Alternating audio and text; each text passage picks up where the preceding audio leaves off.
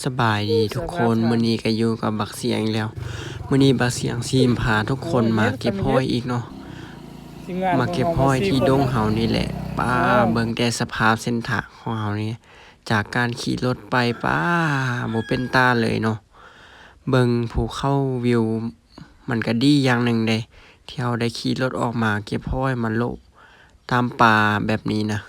บรรยากาศมันโคตรดีเลยมื้อนี้ก็สิถ่ายแต่ภาพส่วนหลายก็เป็นบรรยากาศดีๆวิวงามๆให้ทุกคนได้เบิ่งเนาะตอนนี้เฮาก็มากินข้าวสวยก่อนเนาะก่อนสิขึ้นไปเก็บห้อยเพราะว่าเฮาบ่ได้กินข้าวสวยมาอาหารของเฮาก็มีแต่ส่ำนี้เลย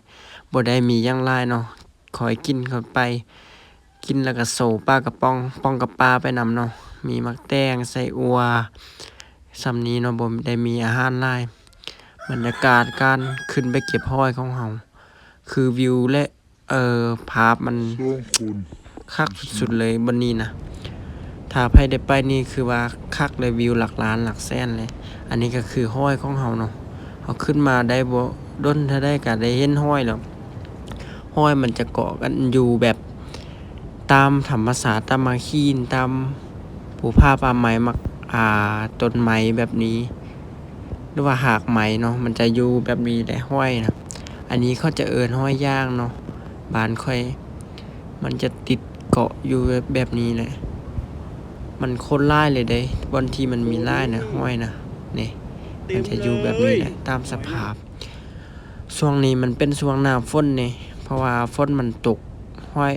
มันก็ออกมาหากินเนาะเขาก็เลยถือโอกาสนี้ไปเก็บห้อยมา เพื่อจะไว้มากินเนาะห้อยมันมีรสชาติแซ่บอยู่เด้ห้อยประเภทนี้นี่ก็คืบรรยากาศการเก็บห้อยของเราเรียบร้อยเนาะอันนี้ก็มานั่งพักแล้วก็โซมีการโซห้อยว่าได้หลายเด้อหลายเด้อสำนีเด้อหั่นนะเราก็มาถ่ายบรรยากาศวิวที่เราอ่าถ่ายให้เบิ่งที่เราจะสามารถถ่ายเบิ่งได้เนาะหนังถ่ายคือ